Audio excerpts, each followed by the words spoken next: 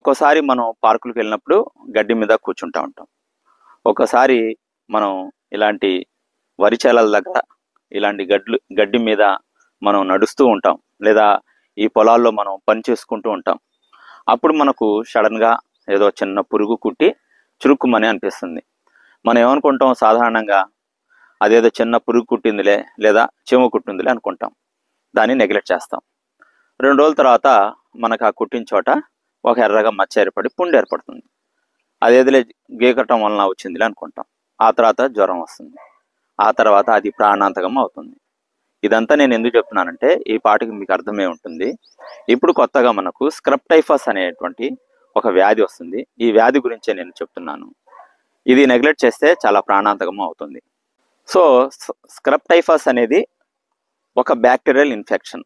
ముఖ్యంగా ఓరియంటియో సుట్సుగాముషి అనేటువంటి బ్యాక్టీరియా, ఇది చిగ్గర్ మైట్ అనేటువంటి ఒక నల్లి జాతికి చెందినటువంటి ఎర్రటి పురుగును ఇన్ఫెక్ట్ చేసినప్పుడు, ఆ చిగ్గర్ మైట్ మనకు కుట్టినప్పుడు ఈ యొక్క బ్యాక్టీరియాలు మన చర్మం ద్వారా మన రక్తంలోకి ప్రవేశించి మనకు ఇన్ఫెక్షన్ని కలుగజేస్తాయి. అయితే సాధారణంగా దీని ఇంక్యుబేషన్ పీరియడ్ వచ్చేసి 6 to 21 days అనమాట. అయితే ఇక్కడ విషయం ఏంటంటే మనుషుల నుంచి మనుషులకు మాత్రము ఈ వ్యాధి వ్యాపించదు. అయితే సాధారణంగా ఈ కరిచిన చోట ఒక నల్లటి మచ్చ ఏర్పడుతుంది. దీన్ని ఎస్చర్ అంటాము. This is the best example అనమాట. ఈ యొక్క స్క్రబ్ టైఫస్కి మనం ఈజీగా గుర్తుపెట్టుకోవచ్చు. అయితే లక్షణాలు వచ్చేసరికి అధిక జ్వరము, విపరీతమైన తలనొప్పి, కండరాల నొప్పులు, కీళ్ల నొప్పులు, అలసట, ఆయాసం ఉంటాయి.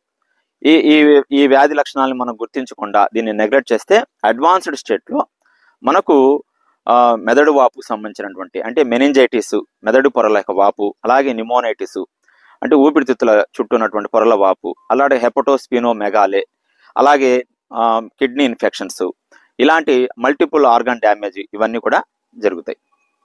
స్క్రబ్ టైఫస్ని గుర్తించడానికి కొన్ని సిరలాజికల్ టెస్టులు ఉన్నాయి. అందులో వేల్ ఫెలిక్స్ టెస్ట్ అంటాము, అలాగే ఎలిసా పీసీఆర్ టెస్ట్.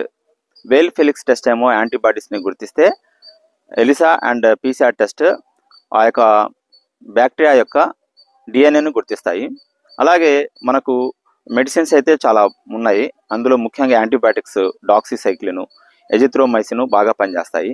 అయితే నివారణ చర్యలు ఏంటంటే, మనం సాధారణంగా పొలాలెమ్మటి లేదా మైదాన ప్రాంతాల్లో నడిచేటప్పుడు కాళ్ళకి షూస్ వేసుకోవటం, చేతులు గ్లౌస్ వేసుకోవటం, లేదా కెమికల్స్ని పూసుకోవటం లాంటివి చేయాలి.